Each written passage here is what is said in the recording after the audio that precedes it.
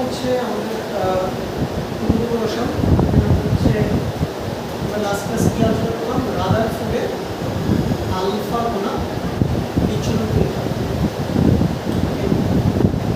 তো সেই বিচ্ছুরণ পরীক্ষার যে সিদ্ধান্তগুলো আমরা পেলাম, তো সেই সিদ্ধান্তগুলোর বেসিসে রাদারফোর্ড 1911 সালে তার পরমাণু মডেল প্রস্তাব করেন, যাকে আমরা বলছি রাদারফোর্ডের পরমাণু। তো তোমরা ক্লাস 19 কিন্তু রাদারফোর্ডের পরমাণু মডেল বেশ ডিটেলস পড়ছো। রাদারফোর্ডের পরমাণু মডেলের স্বীকারযোগ্য তোমার পড়ছো, তারপরে তুমি কি করছো এই মডেলের সফলতা আছে সীমাবদ্ধতা, এগুলো আমরা সব হচ্ছে পড়ে আসছি আগে। ওকে, সেগুলো তোমরা কনসেপ্ট থেকে নিজেরা পড়ে নিও। আচ্ছা, এখন রাদারফোর্ডের এই যে মডেল, এই মডেলের তো অনেকগুলো সীমাবদ্ধতা আছে। তো সীমাবদ্ধতাগুলোকে দূর করার জন্য এর পরবর্তীতে আমাদের একজন প্রখ্যাত বিজ্ঞানী, তোমরা সবাই তার নাম জানো, বিজ্ঞানী নিলস বোর।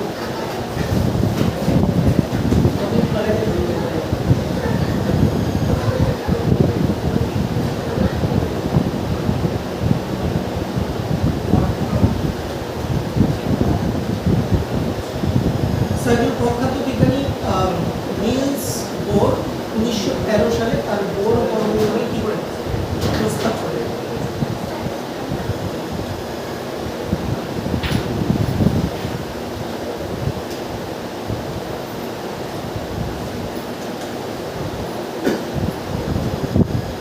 এখন এই বোরের যে পরমাণু মডেলটা আছে, এটার যে ডেভেলপমেন্ট, এটা ডেভেলপমেন্ট কিন্তু একদিনে হয়নি। বোর বেসিক্যালি আসলে হচ্ছে যে থমসনের সাথেও কিছুদিন কাজ করছে, আবার সে রাদারফোর্ডের সাথেও কিছুদিন কাজ করছে। তো এই কাজ করার ফলে সে আসলে দুজনেরই যে পড়াশোনাগুলো ছিল এগুলো সে স্টাডি করছে খুব ভালো। স্টাডি করার পর ফাইনালি সে হচ্ছে একটা পরমাণু মডেল প্রস্তাব করছে। তো তার আগে তোমরা আরও একজন বিজ্ঞানীর নাম শুনবা, ম্যাক্স প্লাঙ্ক। উনি অ্যারাউন্ড 1905 সালের দিকে একটা তত্ত্ব প্রদান করেন, যাকে আমরা কি বলি ম্যাক্স প্লাঙ্কের কোয়ান্টাম তত্ত্ব।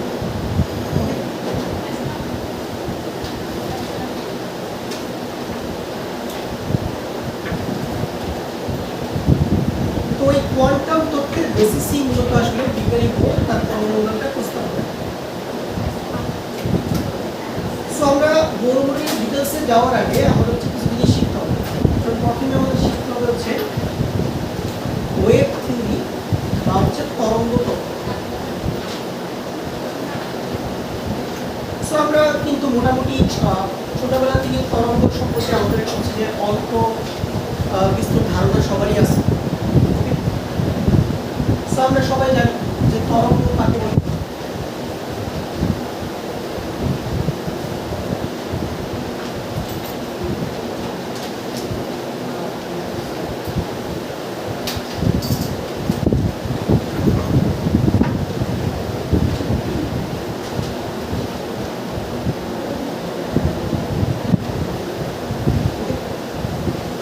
তরঙ্গ জিনিসটা কি বলতো?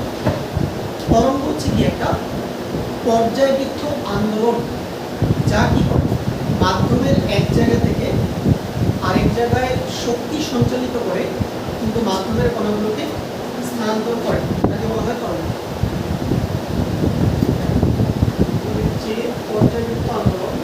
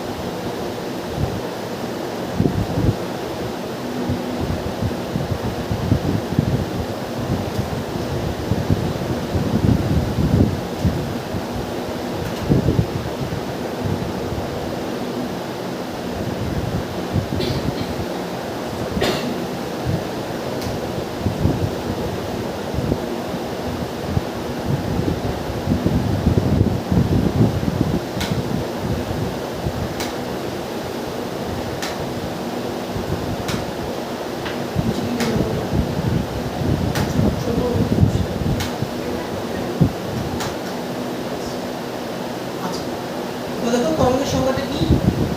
তরঙ্গ হচ্ছে এক ধরনের পর্যাবৃত্ত আন্দোলন বা এক ধরনের ডিস্টারবেন্স, যেটা কি করে মাধ্যমের এক জায়গা থেকে আরেক জায়গায় এনার্জি ট্রান্সমিট করে, কিন্তু মাধ্যমের কণাগুলো কি হয় না, স্থানান্তরিত হয় না, তাকে কি বলা হচ্ছে তরঙ্গ। আচ্ছা, এখন দেখো এই তরঙ্গ কয় ধরনের? তরঙ্গ মূলত দুই ধরনের।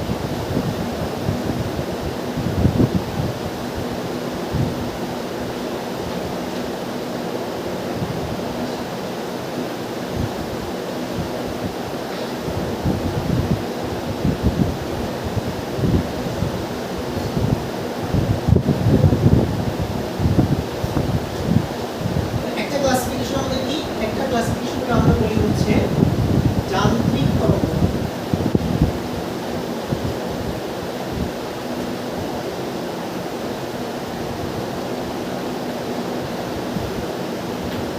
বা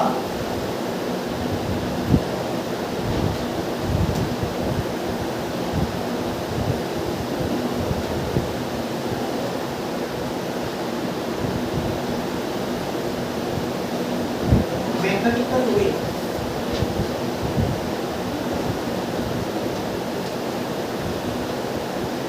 আরেকটা তরঙ্গ হচ্ছে আমাদের নন মেকানিক্যাল ওয়েভ।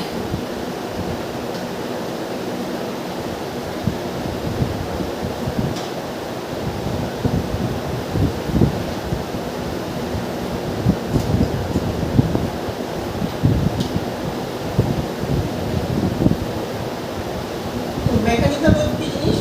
যেই তরঙ্গ সঞ্চালনের জন্য তোমার একটা মাধ্যম লাগবে, তাকে বলা হচ্ছে মেকানিক্যাল ওয়েভ। উদাহরণ হচ্ছে শব্দ তরঙ্গ। যেমন আমাদের এই রুমটা যদি বায়ু শূন্য হয়, আমাদের রুমে যদি কোনো বায়ু না থাকে, তাহলে আমরা এই রুমে যতই চিল্লাই না কেন, আমরা কিন্তু একজন আরেকজনের কথা কখনোই শুনবো না। তরঙ্গটা পৌঁছানোর জন্য একটা মিডিয়াম লাগে। ওকে, এরপর দেখো, এটা হচ্ছে পুকুরের পানিতে যে তরঙ্গ তৈরি হয়।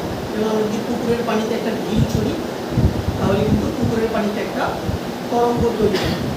এই তরঙ্গটাও যখন এক জায়গা থেকে আরেক জায়গায় যাবে, একটা কি লাগবে, মিডিয়াম দরকার। তো এই মিডিয়ামটা কে? পুকুরের পানিতে হচ্ছে কি সেই মিডিয়াম। ওকে, ঠিক আছে। তাহলে আমরা যান্ত্রিক তরঙ্গের উদাহরণ কি দিতে পারি? এক্সাম্পল, শব্দ তরঙ্গ।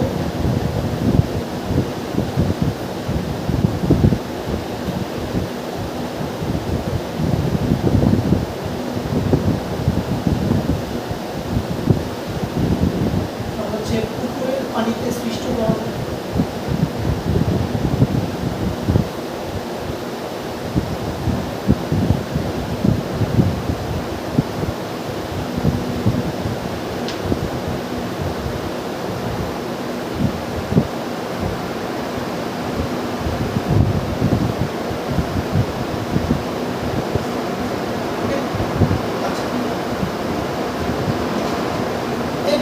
নন মেকানিক্যাল ওয়েভ। নন মেকানিক্যাল ওয়েভ মানে কি? যেই তরঙ্গ সঞ্চালনের জন্য কোনো মাধ্যমের প্রয়োজন হয় না, উইদাউট এনি মিডিয়াম, এই ধরনের তরঙ্গ এক জায়গা থেকে কি আরেক জায়গায় যেতে পারে। তাহলে আমরা মেকানিক্যাল ওয়েভে যেটা বললাম যে মাধ্যম লাগবে, মাধ্যমের প্রয়োজন হয়।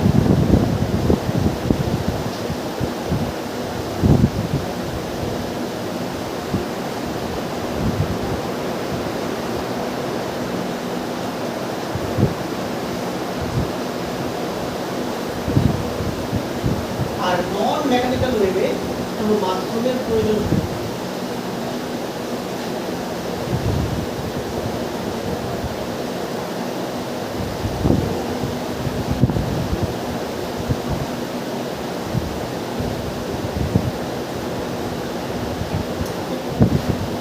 এক্সাম্পল আমরা কি দিতে পারি?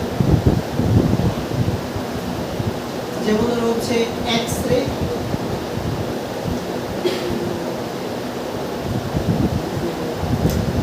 তারপরে কি আছে ultraviolet,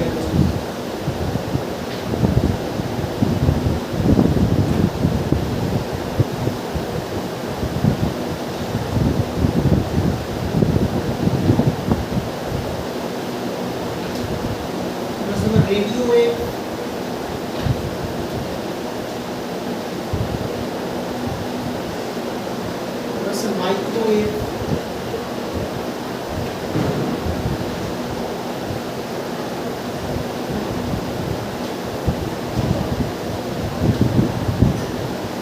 X-ray, ultraviolet, radio wave, microwave, এগুলো কি ধরনের তরঙ্গ? নন মেকানিক্যাল তরঙ্গ, ঠিক আছে? এগুলো সঞ্চালনের জন্য কোনো মিডিয়ামের দরকার নেই। ওকে, আচ্ছা, এখন বেসিক্যালি আমাদের আলোচনার বিষয়টা হচ্ছে মূলত আসলে এই নন মেকানিক্যাল ওয়েভ। এর মধ্যে আমরা কিন্তু যান্ত্রিক তরঙ্গ নিয়ে তেমন কোনো আলোচনা করবো না, এগুলো তোমরা 9-10 হচ্ছে ফিজিক্সে করছো যান্ত্রিক তরঙ্গ নিয়ে আলোচনা। যান্ত্রিক তরঙ্গ নিয়ে তেমন আলোচনা আমাদের টেক্সটবুকে নাই, ঠিক আছে? তো আমাদের মূল ফোকাসটা থাকে মূলত পারবে নন মেকানিক্যাল ওয়েভ বা হচ্ছে অযান্ত্রিক তরঙ্গ। আচ্ছা, এখন যখন আমরা তরঙ্গ নিয়ে পড়াশোনা করবো, তো স্বাভাবিকভাবেই আমাদেরকে হচ্ছে যে তরঙ্গ সংশ্লিষ্ট কিছু রাশি আমাদের জানতে হবে। যে কোনো তরঙ্গের সাথে কি থাকে? অনেকগুলো রাশি সংশ্লিষ্ট থাকে। যেমন কি? যেমন ধরো বিস্তার, তারপরে কি আছে তরঙ্গ দৈর্ঘ্য, কম্পাঙ্ক, পর্যায়কাল ইত্যাদি। এখন চলো আমরা একটা তরঙ্গের সাথে কি কি রাশি জড়িত আছে এগুলো আমরা দেখব।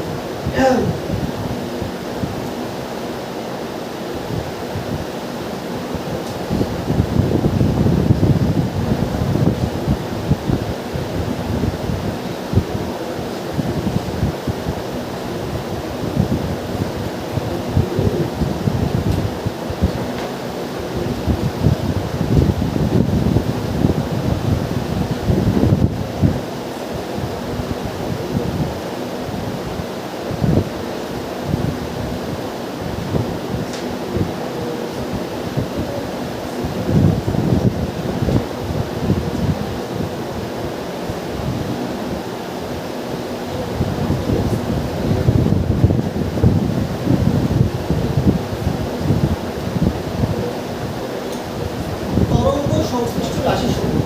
নাম্বার 1,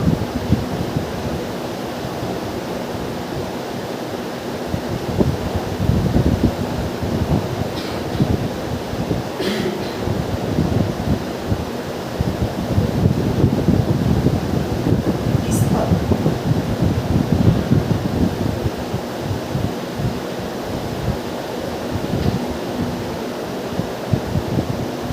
বা অ্যামপ্লিটিউড।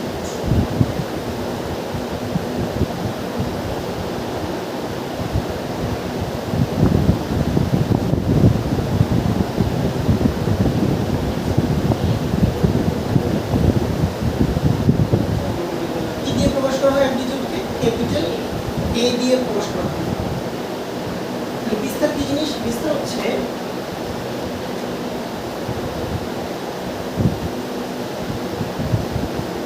তরঙ্গ স্থির কোনো কণা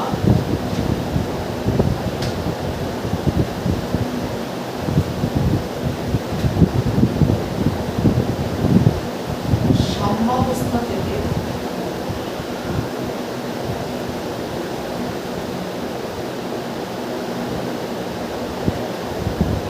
সর্বোচ্চ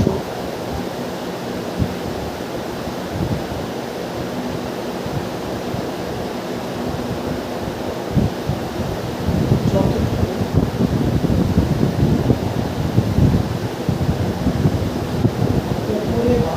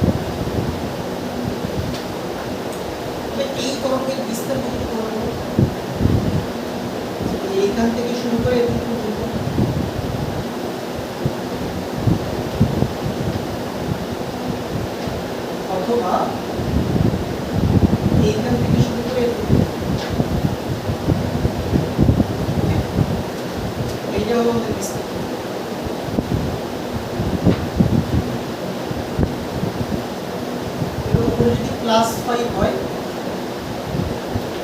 নিচে কত -5, তাহলে তার সাম্যাবস্থা থেকে সে উপরে যে সর্বোচ্চ যতটুকু যাবে অথবা নিচে সর্বোচ্চ যতটুকু যাবে সেটা হচ্ছে আমাদের বিস্তার।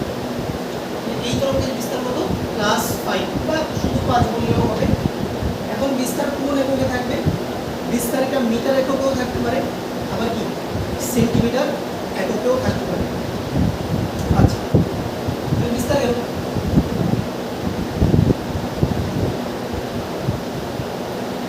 বিস্তারের পর কি আসবে?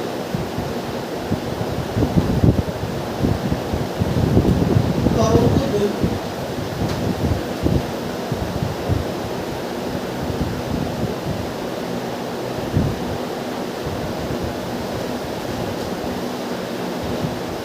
কি দিয়ে প্রকাশ করা হয়? ল্যামডা দিয়ে প্রকাশ করা হয়।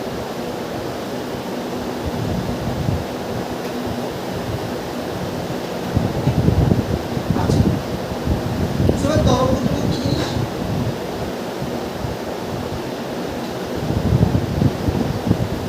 তরঙ্গ দৈর্ঘ্যকে আমরা অনেকভাবে ডিফাইন করতে পারি। যেমন তরঙ্গে একে তরঙ্গ বলেছি, যেমন ধরো এটা ওয়েভ,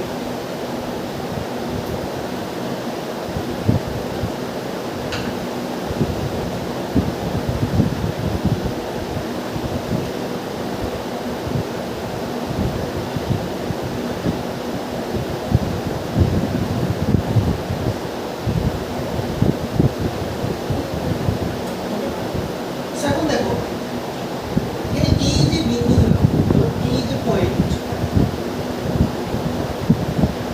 পয়েন্টগুলো আছে, এই যে পয়েন্ট আছে,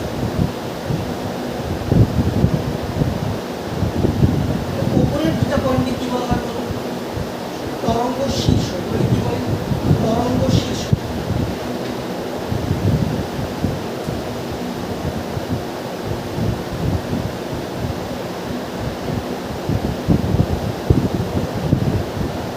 আর নিচের পয়েন্টগুলোকে কি বলে? তরঙ্গ পাত।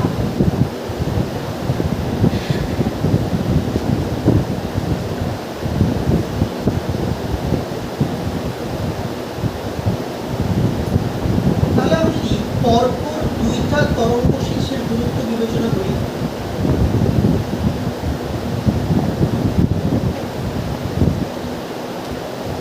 আমি যদি পরপর দুইটা তরঙ্গ শীর্ষের দূরত্ব বিবেচনা করি, অথবা আমি যদি পরপর দুইটা তরঙ্গ পাদের দূরত্ব কি করি বিবেচনা করি, ওই দুটোটাই কি হবে? ওই দূরত্বটাই কি হবে? তরঙ্গ দৈর্ঘ্য। আচ্ছা, শুধু যে তরঙ্গ শীর্ষ নিয়ে তরঙ্গ দৈর্ঘ্য ডিফাইন করা যাবে না। যেমন ধরো তুমি এই বিন্দুটা নাও, এই বিন্দু থেকে শুরু করে এই বিন্দু পর্যন্ত, এটাও কি হবে? তরঙ্গ দৈর্ঘ্য হবে। এই বিন্দু থেকে শুরু করে এই বিন্দু পর্যন্ত, এটাও কি তরঙ্গ দৈর্ঘ্য। আবার তুমি যদি এই বিন্দু থেকে শুরু করো, এই বিন্দু থেকে শুরু করে এই বিন্দু পর্যন্ত, এটাও কি হবে? তরঙ্গ দৈর্ঘ্য। সো অনেকভাবে তুমি তরঙ্গ দৈর্ঘ্য ডিফাইন করতে পারো। আচ্ছা, এখন আসো তরঙ্গ দৈর্ঘ্যের একক।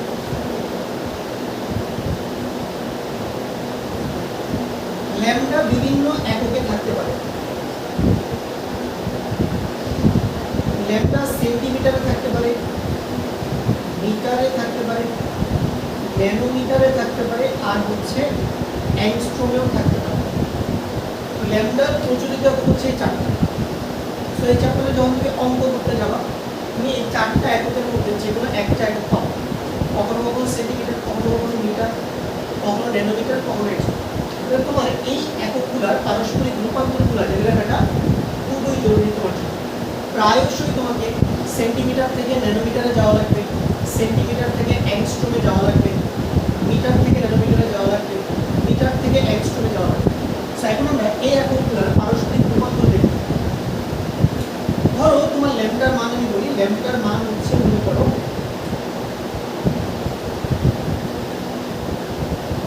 6.5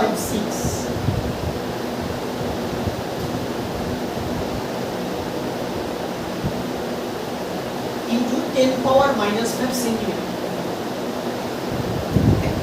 এটা সমগ্র ল্যামডার মান। ধরো কোনো একটা ম্যাথ করার সময় হিসাব নিকাশ করার পরে তোমার ল্যামডার এই মানটা আসছে। এখন ধরো যখন তুমি এমসিকিউ অপশনগুলো দেখলা যে সেখানে কোনো অপশনই সেন্টিমিটার নাই, কোনো অপশনই সেন্টিমিটার নাই। অপশনগুলোকে তারা কি করছে, তারা ন্যানোমিটারে নিয়ে কনভার্ট করে দিচ্ছে, তারপরে অথবা কি অ্যাংস্ট্রমে কনভার্ট করে দিচ্ছে। তাহলে এখন তুমি যদি না জানো কীভাবে সেন্টিমিটার থেকে ন্যানোমিটারে নিতে হবে, কিন্তু অঙ্কটা পারতেছো কনভার্সন তুমি করে। তো কীভাবে লিখো দেখো, খুবই সহজ। তুমি প্রথমে সেন্টিমিটার থেকে মিটারে যাও,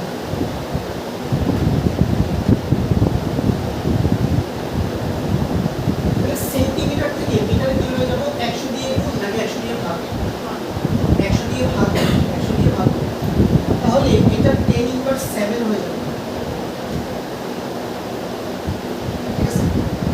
10⁻7 মিটার 100 দিয়ে ভাগ দিলে। আবার দেখো 1 মিটার সমান হচ্ছে 10⁻9 ন্যানোমিটার।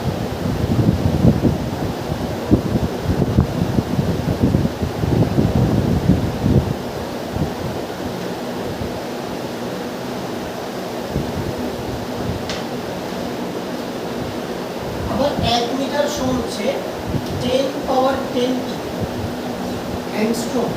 ওকে, এইটা তোমার মনে রাখতে হবে। তাহলে তুমি যদি এখন মিটার থেকে ন্যানোমিটারে নিতে চাও কিভাবে নিবা?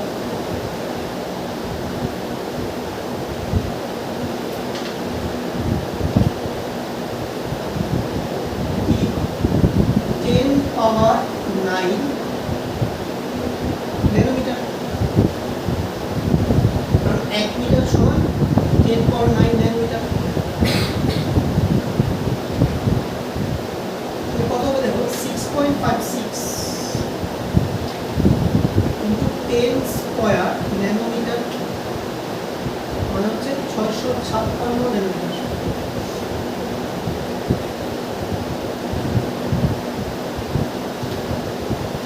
তাহলে আমরা সেন্টিমিটার থেকে কোথায় চলে গেলাম, ন্যানোমিটারে চলে গেলাম।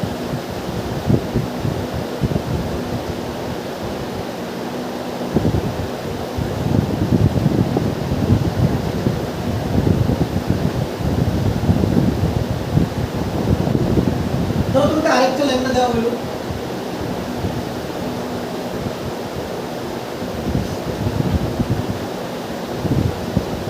(1.21 into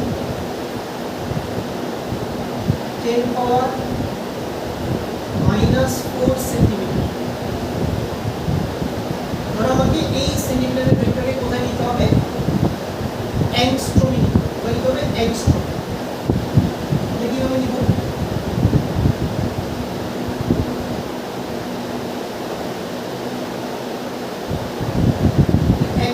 ভাগ দিয়ে আমি কোথায় নিই, মিটারে নিই। এটা হয়ে গেল 10⁻6।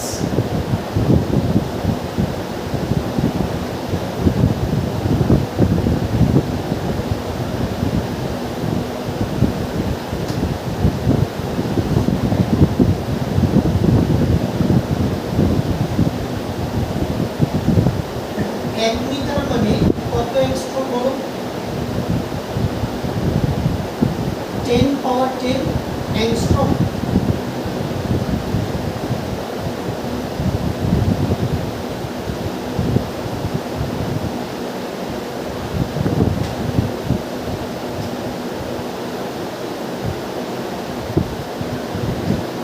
কত হবে দেখো, 1.21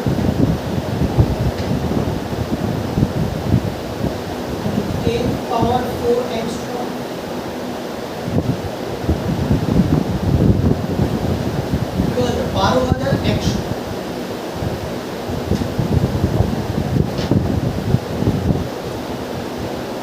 12,100।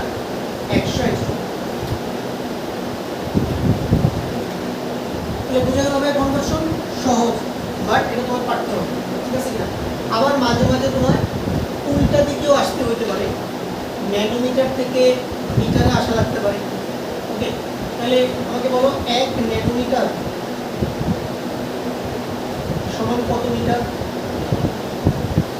10 পাওয়ার মাইনাস 9 মিটার। আবার 1 অ্যাংস্ট্রম সমান কত? 10 পাওয়ার মাইনাস 10।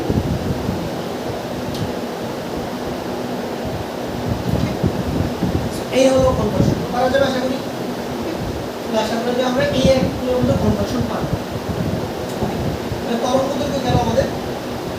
তরঙ্গ দৈর্ঘ্যের পরে কি আসবে বলো? বিস্তারে গেল। তরঙ্গ দৈর্ঘ্য গেল কম্পাঙ্ক। কি আসবে? কম্পাঙ্ক।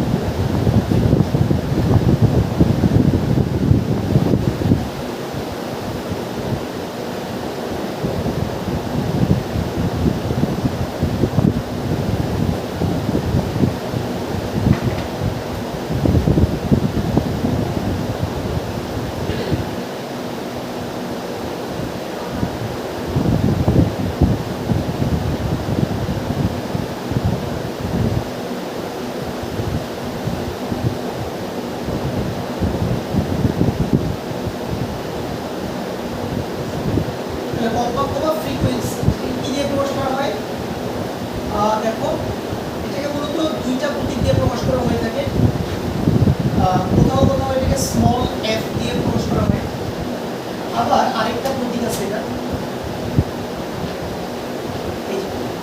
একটু বাঁকানো ভি এর মতো, একটু ভি না অ্যাকচুয়ালি, এটাকে নিউ বলা হয়। কি বলা হয় এটাকে? নিউ। তো এই প্রতীকটা ভি এর সাথে অংশ হচ্ছে যে মিলে যায়। এটা আমি বলবো যে লেখার দরকার নেই, তুমি এফই লিখো, ঠিক আছে? মানে ঝামেলা এড়ানোর জন্য। তো কম্পাঙ্ক কি জিনিস দেখো? কম্পাঙ্ক হচ্ছে তরঙ্গ স্থির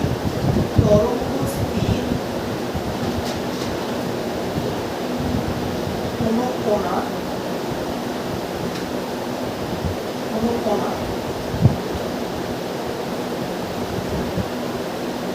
1 সেকেন্ডে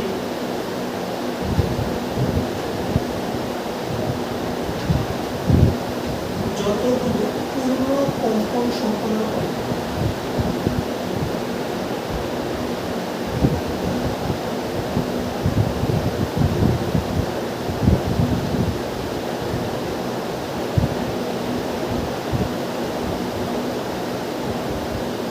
তাকে কম্পাঙ্ক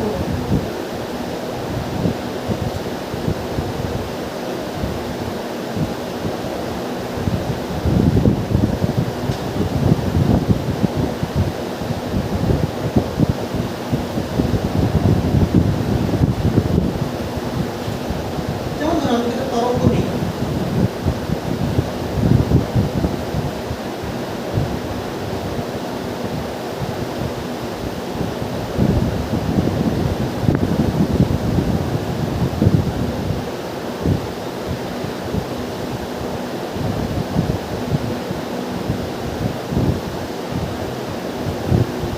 ধরো আমি পাশাপাশি দুটো তরঙ্গ নিলাম।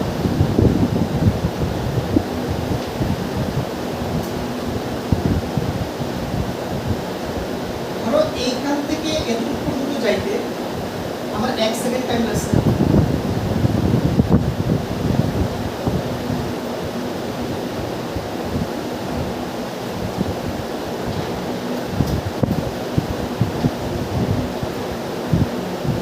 আবার ধরো এইখান থেকে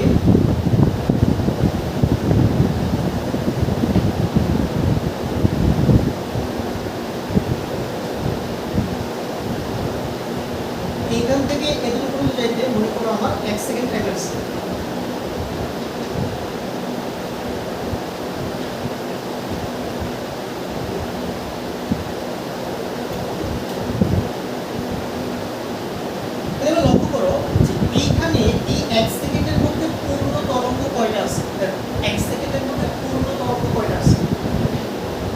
এইখান থেকে শুরু করে এই যে এতটুকু পর্যন্ত, এটা হচ্ছে আমার একটা পূর্ণ তরঙ্গ। তারপর এইখান থেকে শুরু করে এতটুকু পর্যন্ত কি আমার আরেকটা পূর্ণ তরঙ্গ। এই 1 সেকেন্ড সময়ের ব্যবধানে মোট কয়টা পূর্ণ তরঙ্গ সৃষ্টি হলো? 2টা পূর্ণ তরঙ্গ সৃষ্টি হলো। মানে এই তরঙ্গটার কম্পাঙ্ক হচ্ছে 2 হার্জ, বা বলা যাচ্ছে 2 সাইকেল পার সেকেন্ড। ঠিক আছে? প্রতি সেকেন্ডে কয়টা সাইকেল? 2টা সাইকেল, বা 2টা ফুল ভাইব্রেশন, বা 2টা পূর্ণ কম্পন। এবারে এখানে আসো, এখানে দেখো এইখান থেকে শুরু করে এতটুকু পর্যন্ত এটা একটা পূর্ণ কম্পন, এইখান থেকে শুরু করে এতটুকু পর্যন্ত আরেকটা পূর্ণ কম্পন, এই আর একটা কয়টা হলো? 3টা, 4টা, কয়টা হলো? 5টা। মানে এই তরঙ্গটার ক্ষেত্রে সেম টাইমে কয়টা পূর্ণ তরঙ্গ পেলাম? 5টা পেলাম। তাহলে এই তরঙ্গটার কম্পাঙ্ক কত? 5 হার্জ, বা 5 সাইকেল পার সেকেন্ড। তাহলে বুঝে গেল কম্পাঙ্ক বিষয়টা।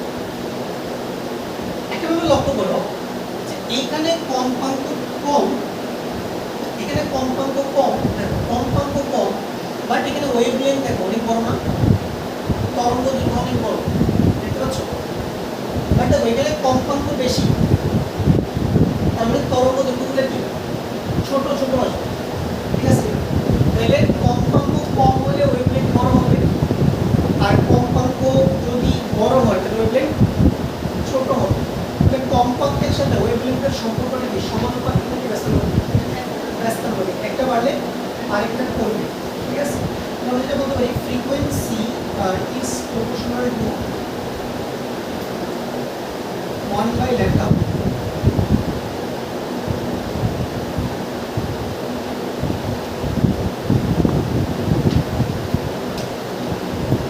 ইম্পর্টেন্ট রিলেশন এটা আমাদের জন্য।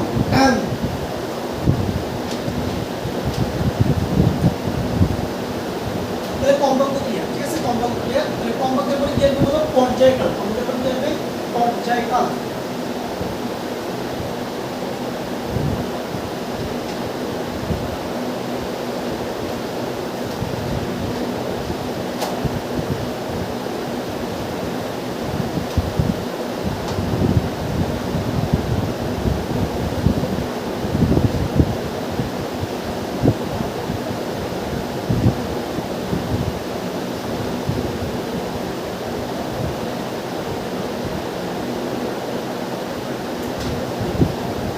কম্পাঙ্কের পরে আসবে পর্যায়কাল।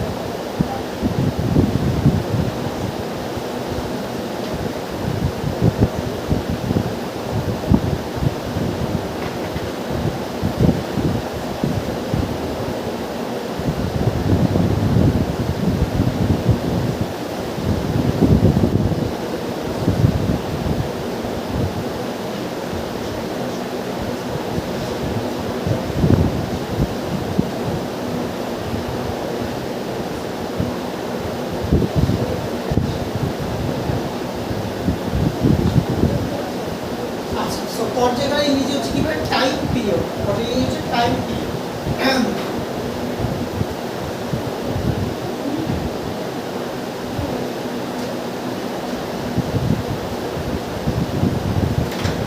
পর্যায়কাল কাকে বলে? তরঙ্গ স্থির,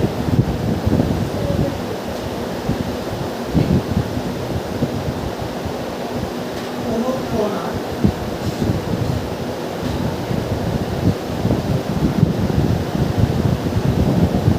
একটি পূর্ণ কম্পনে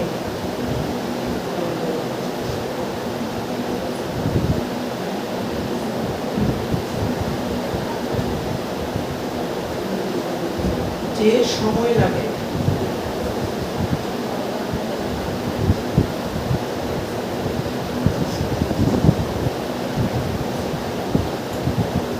তাকে পর্যায়কাল বলে।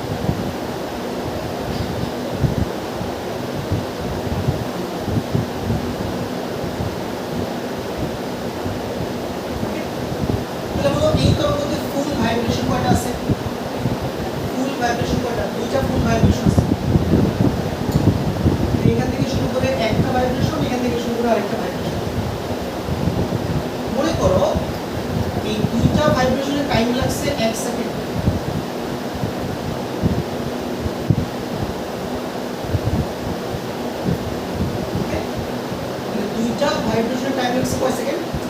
1 সেকেন্ড। তাহলে আমি এভাবে বলতে পারি না যে দুইটি পূর্ণ কম্পনে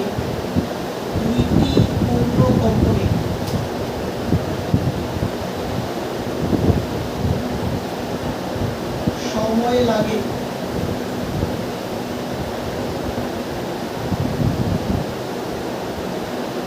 1 সেকেন্ড। তাহলে সংজ্ঞায় বলছে কয়টা পূর্ণ কম্পন? একটা পূর্ণ কম্পন। তাহলে একটি পূর্ণ কম্পনে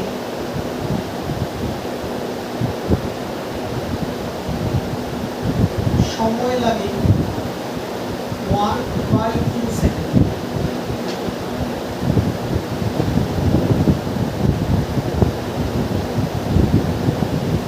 কত সেকেন্ড লাগছে? 0.5 সেকেন্ড, হাফ সেকেন্ড। এইটাই হচ্ছে এই ধরনের পর্যায়কাল।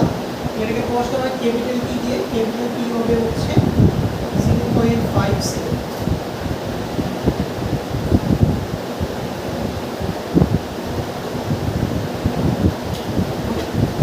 এখন পর্যায়কাল এবং কম্পাঙ্কের মধ্যে একটা সম্পর্ক আছে। পর্যায়কাল এবং কম্পাঙ্কের মধ্যে সম্পর্কটা কি? যে আমাদের কম্পাঙ্ক হবে 1 পর্যায়কাল।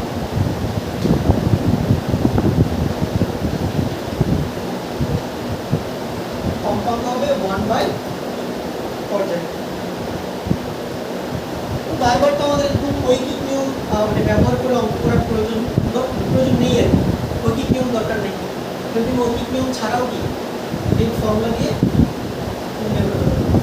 f = 1/t। তাহলে f জানলে t বের করা যাবে, t জানলে f বের করা যাবে।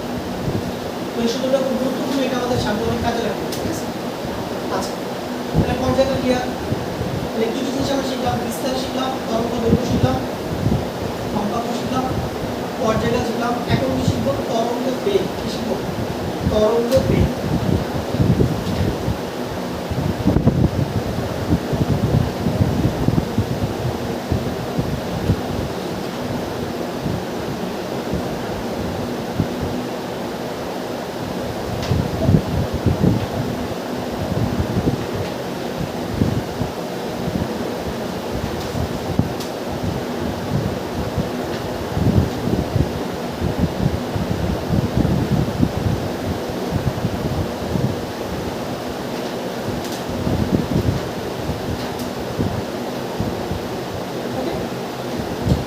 বেগ জিনিসটা কি? বেগ জিনিসটা হচ্ছে যে কি, যে 1 সেকেন্ডে তোমার যত মিটার সরণ ঘটে সেটা তোমার কি? বেগ। তার মানে 1 সেকেন্ডে একটা তরঙ্গ যতটুকু ডিসটেন্স যায় সেটা হচ্ছে তার বেগ। আচ্ছা,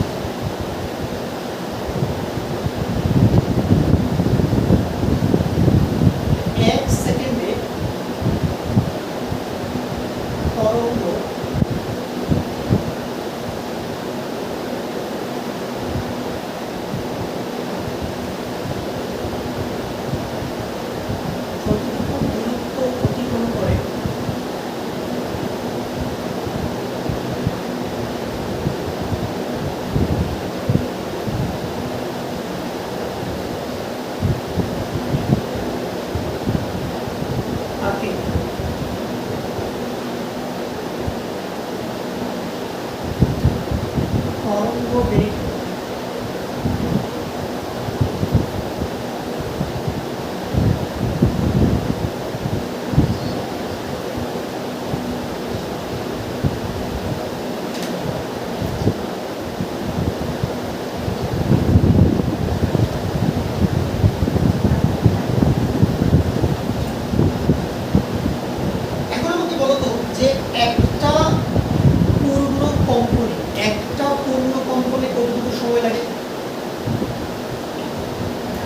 পর্যায়কালে সমপরিমাণ সময় লাগে একটা পূর্ণ কম্পনে।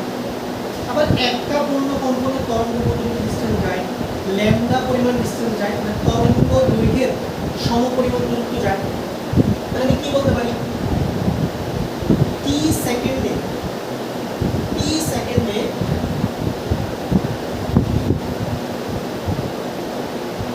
তরঙ্গ অতিক্রম করে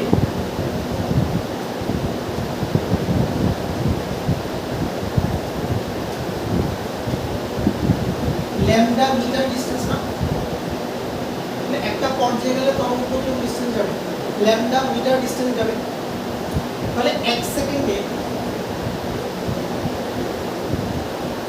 তরঙ্গ অতিক্রম করে কত, ল্যামডা বাই টি মিটার, ঠিক আছে না, ল্যামডা বাই টি মিটার। তাহলে এই ল্যামডা বাই টিটাই হচ্ছে আমাদের কি বলবো, তরঙ্গ বেগ। তরঙ্গ বেগকে প্রশ্ন করা ভি দিয়ে, মানে ভি সমান আমরা লিখতে পারি ল্যামডা বাই টি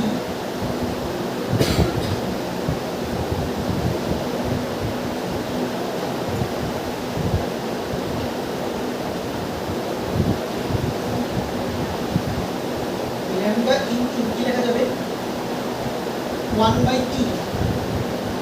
এখন দেখো এই 1 বাই টি সমান কিছুক্ষণ আগে কি লিখলাম, এফ। তাহলে আমাদের সম্পর্কটা কি যাচ্ছে, এফ ইনটু ল্যামডা।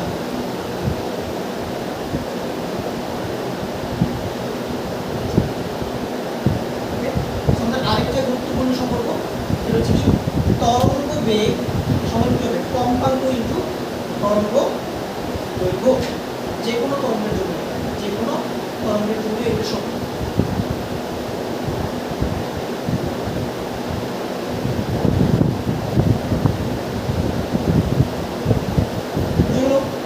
তরঙ্গ বেগ ফর্মুলা মনে থাকবে। আচ্ছা, এবার হলো ফাইনাল রাশি, আমাদের ফাইনাল রাশি পাঁচটা গেল, 6 নম্বর এম।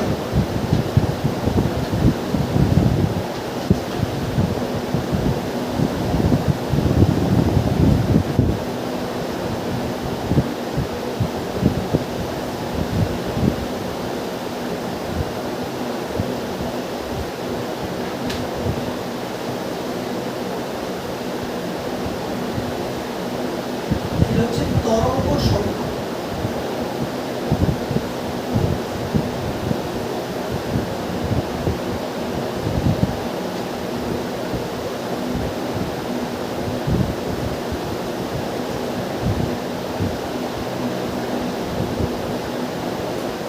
তরঙ্গ সংখ্যা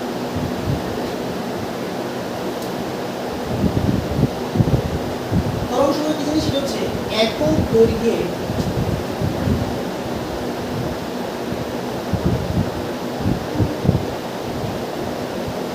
যতটি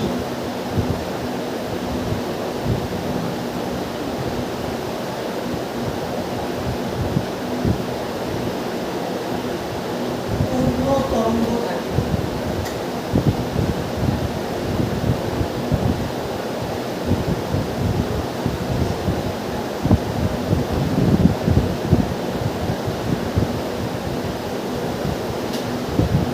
তাকে বলা হয় তরঙ্গ সংখ্যা।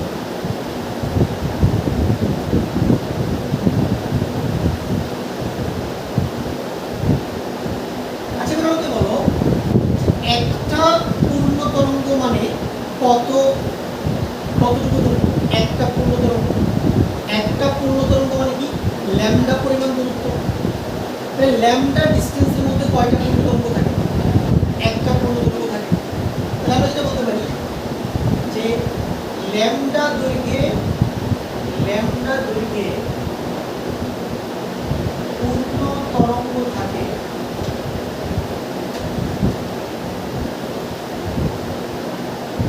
একটি।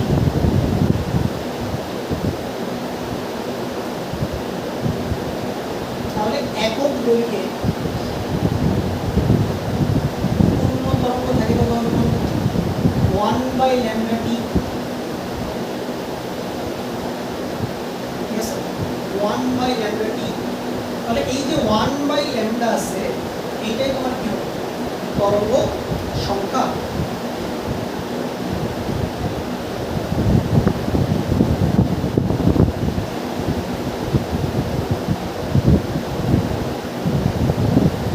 তরঙ্গ সংখ্যা হবে 1 বাই ল্যামডা।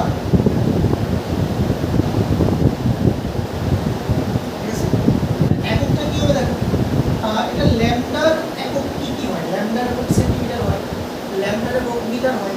তাহলে তরঙ্গ সংখ্যার একক হবে সেন্টিমিটার ইনভার্স 1 বিটা ইনভার্স 1। ল্যামডার এককের উপর নির্ভর করবে যে তরঙ্গ সংখ্যার একক কি হবে। ল্যামডা হচ্ছে তরঙ্গ দৈর্ঘ্য, তাহলে কি মনে রাখবা, ল্যামডা হচ্ছে তরঙ্গ দৈর্ঘ্য, ল্যামডা হচ্ছে তরঙ্গ দৈর্ঘ্য, আর 1/λ হচ্ছে তরঙ্গ সংখ্যা। বুঝে গেল? তরঙ্গ সংখ্যা। কারণ তুমি পরীক্ষার হলে তো এত ডিটেলস করে বের করতে পারবে না, তুমি নিজের সূত্র মনে রাখতে হবে। ক্লিয়ার? আচ্ছা, এই হলো মোটামুটি আমাদের তরঙ্গ সংশ্লিষ্ট 6টা রাশি। এখন এটা যে কোনো ধরনের যান্ত্রিক তরঙ্গের ক্ষেত্রেও এটা সত্য। এই রাশিগুলো আবার কি যে কোনো ধরনের যদি অযান্ত্রিক তরঙ্গ হয়, নন মেকানিক্যাল ওয়েভ হয়, তাদের ক্ষেত্রে কি এই রাশিগুলো ভ্যালিড। এখন বেসিক্যালি আমরা চলে যাব আমাদের অযান্ত্রিক তরঙ্গের আলোচনায়, নন মেকানিক্যাল ওয়েভের বিস্তারিত আলোচনা।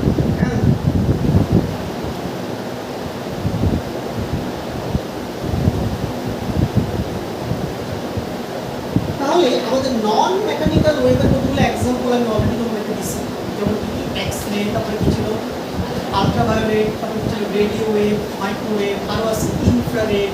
ঠিক আছে, এই যে আমাদের তরঙ্গ, এই তরঙ্গগুলোকে আমরা বলছি নন মেকানিক্যাল ওয়েভ, এবং এগুলোর সঞ্চালনের জন্য কোনো মাধ্যম দরকার নেই। উইদাউট এনি মিডিয়াম এরা প্রপাগেট করতে পারবে, এক জায়গা থেকে আরেক জায়গায় এনার্জি দ্বারা ট্রান্সমিট করতে পারবে।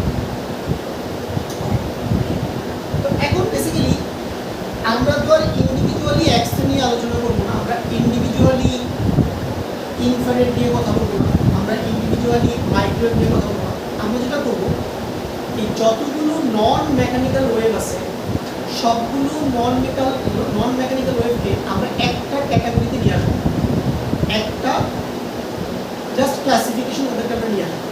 সেই ক্লাসিফিকেশনটা কি, সেটাকে আমরা বলে থাকি তাড়িৎ চৌম্বক তরঙ্গ। বলি আমরা তাড়িৎ চৌম্বক তরঙ্গ।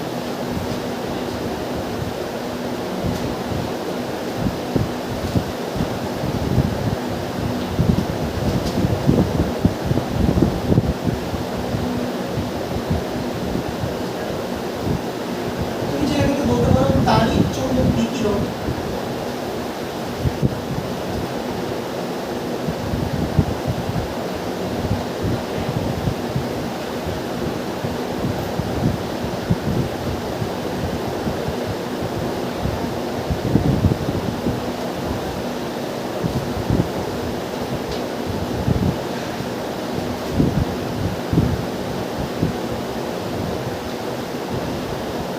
বা ইলেকট্রোম্যাগনেটিক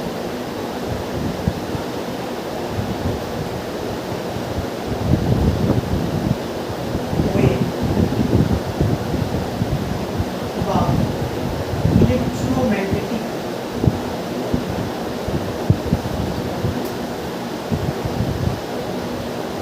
রেডিয়েশন।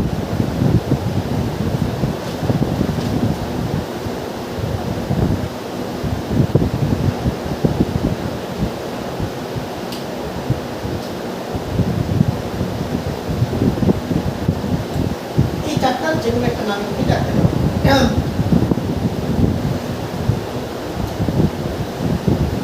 এখন তুমি যখন এই ধরনের তরঙ্গের নাম শুনবা, ঠিক আছে, নামের মধ্যে দেখো কি আছে, নামের মধ্যে দুইটা শব্দ আছে না, নামের মধ্যে দুটো শব্দ আছে। একটা শব্দ কি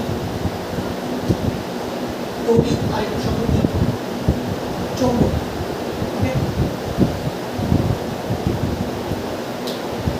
তাহলে এই ধরনের তরঙ্গের সাথে কি কি জিনিসপাতি জড়িত? এখানে একটা তড়িৎ ক্ষেত্র জড়িত, আর কি জড়িত, একটা চৌম্বক ক্ষেত্র জড়িত।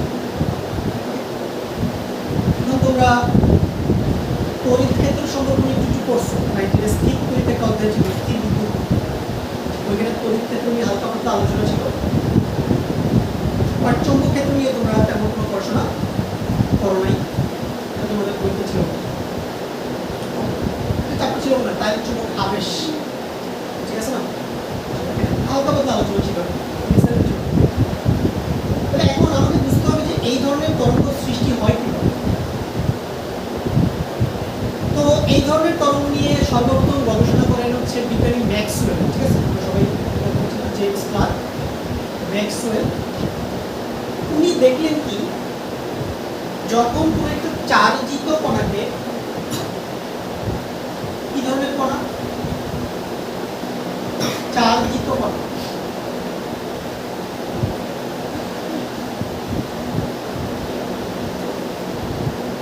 যে কোনো একটা কণা থাকবে তার মধ্যে চার্জ থাকতে হবে, পজিটিভ চার্জও থাকতে পারে, নেগেটিভ চার্জও থাকতে পারে, চার্জ থাকলেই হচ্ছে। কোনো একটা চার্জিত কণাকে যখন তুমি ত্বরণ দিবা, ত্বরণ সমবেগ না, ত্বরণ দিবা, ত্বরণ মানে কি বল দিতে হবে না, তুমি তার উপরে ফোর্স অ্যাপ্লাই করবা, ফোর্স অ্যাপ্লাই করলে কি হবে, সেই জায়গায় ত্বরণ থাকবে। এরকম একটা চার্জিত কণাকে ত্বরণে গতিশীল করা হবে।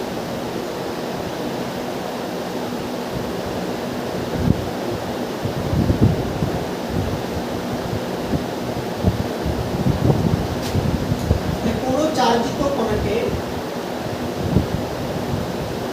ত্বরণে গতিশীল করতে হবে, সমবেগ না, বলতেছি সমবেগ না, ঠিক আছে, ত্বরণে গতিশীল করতে হবে।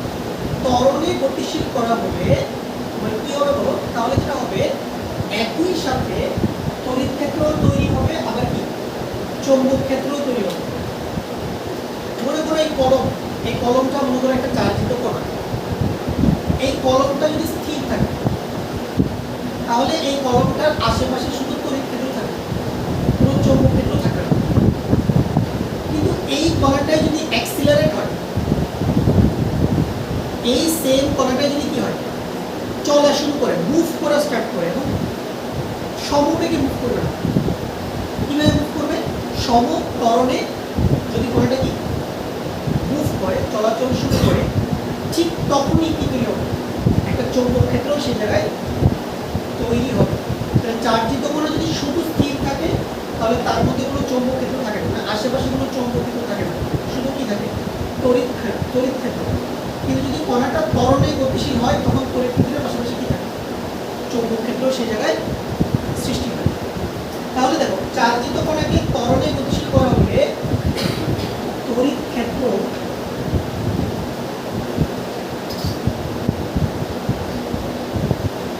এবং চৌম্বক ক্ষেত্র তৈরি হয়।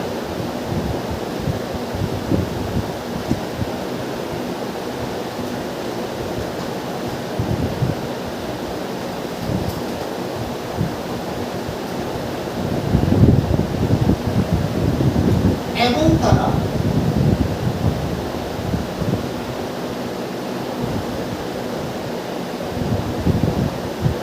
বলতে গেলে মূলত কি বোঝাচ্ছে, তড়িৎ ক্ষেত্র এবং চৌম্বক ক্ষেত্র তরঙ্গ আকারে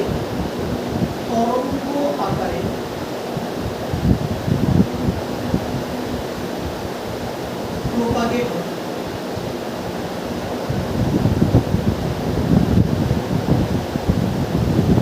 প্রপাগেট মানে কি, এক জায়গা থেকে আরেক জায়গায় যাওয়া, এটাকে কি বলা হয়, প্রপাগেট বা প্রপাগেশন।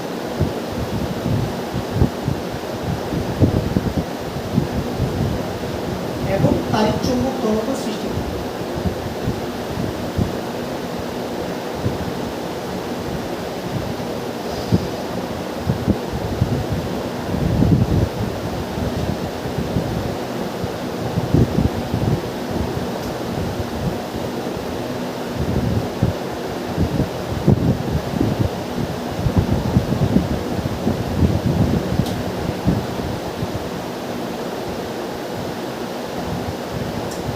জেমস ক্লার্ক ম্যাক্সওয়েল সর্বপ্রথম এই ধরনের এক্সপেরিমেন্ট উনি করলেন, যদি একটা চার্জিত কণা নিয়ে, ইলেকট্রন কি ধরনের কণা, একটা চার্জিত কণা, তাহলে এটাকে অ্যাক্সিলারেট করলেন, উনি দেখলেন যে এই ধরনের ম্যাগনেটিক ফিল্ড এবং ইলেকট্রিক ফিল্ড ক্রিয়েট হচ্ছে। এবার আসলে এই ধরনের তরঙ্গের ছবি তুমি কিভাবে আঁকবা, দেখো ছবি আঁকার জন্য তোমার তিনটা ডাইমেনশন লাগবে।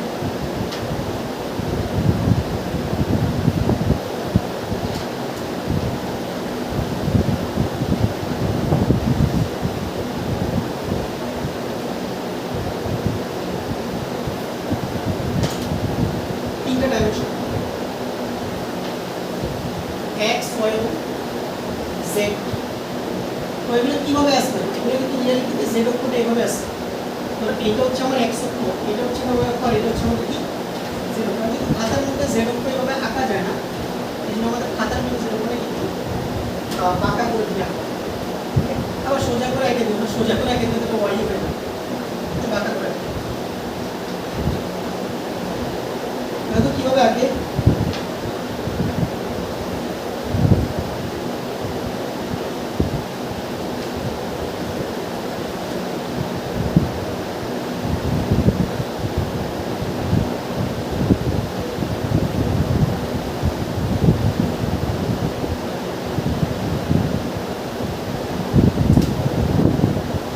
দেখো আমি একটা তরঙ্গ আঁকলাম, এটা কোন অক্ষের উপরে আছে, এটা হচ্ছে ওয়াই অক্ষের উপরে আছে, মানে কণার যে ভাইব্রেশনটা সেটা কোন অক্ষে হচ্ছে, ওয়াই অক্ষে হচ্ছে।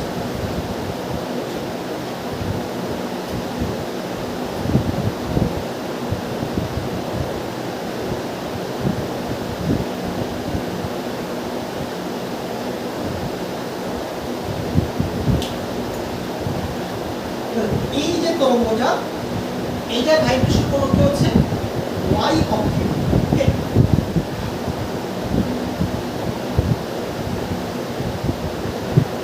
আর এই যে কণার ভাইব্রেশনটা দেখতে পাচ্ছ, এই যে এইভাবে এসে এইদিকে এসে তারপরে এদিকে তারপরে এদিকে, এই ভাইব্রেশনটা কোন অক্ষে হচ্ছে, এই ভাইব্রেশনটা হচ্ছে জেড অক্ষে। কোন অক্ষে হচ্ছে, জেড হচ্ছে, জেড অক্ষে হচ্ছে। তাহলে একটা ভাইব্রেশন ওয়াই অক্ষে, আরেকটা ভাইব্রেশন কোথায়, জেড অক্ষে। এখন ধরো ওয়াই অক্ষে যে ভাইব্রেশনটা হচ্ছে এটাকে ধরো তুমি তড়িৎ ক্ষেত্র চিন্তা করো, আর জেড অক্ষে যে ভাইব্রেশনটা হচ্ছে সেটাকে তুমি চৌম্বক ক্ষেত্র কি করে নাও, চিন্তা করে নাও। তাহলে ধরো ওয়াই অক্ষের ভাইব্রেশনটাকে আমরা চিন্তা করলাম তড়িৎ ক্ষেত্র, তড়িৎ ক্ষেত্রটা আমরা এভাবে কি ই ভেক্টর, আর জেড অক্ষের ভাইব্রেশন হচ্ছে আমাদের চৌম্বক ক্ষেত্র, এটাকে আমরা এভাবে কি ক্যাপিটাল বি ভেক্টর। তড়িৎ ক্ষেত্রকে ই দিয়ে প্রকাশ করা হয় আর চৌম্বক ক্ষেত্রকে বি দিয়ে প্রকাশ করা হয়।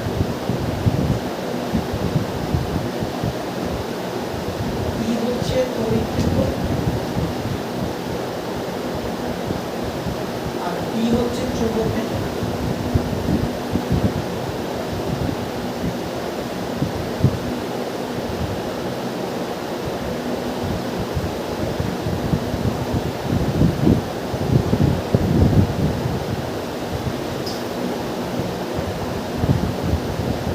আর বন্ধু তরঙ্গটা কোন অক্ষে যাচ্ছে বলো তো, তরঙ্গটা অংশ হচ্ছে কোন অক্ষে, এক্স। তরঙ্গটা কোন অংশ হচ্ছে এক্স। মানে এখানে তুমি তড়িৎ ক্ষেত্র আর চৌম্বক ক্ষেত্রকে আলাদাভাবে চিন্তা করতে পারো না, দুইটা মিলি কি হয়েছে, একটা নতুন তরঙ্গের আবির্ভাব হচ্ছে, এবং সেই তরঙ্গটা কোন দিকে যাচ্ছে বলো, এক্স অক্ষে। কোন দিকে যাচ্ছে, এক্স অক্ষে। তাহলে তড়িৎ ক্ষেত্র ওয়াই অক্ষে, চৌম্বক ক্ষেত্র জেড অক্ষে, আর তরঙ্গ কোন অক্ষে, এক্স অক্ষে।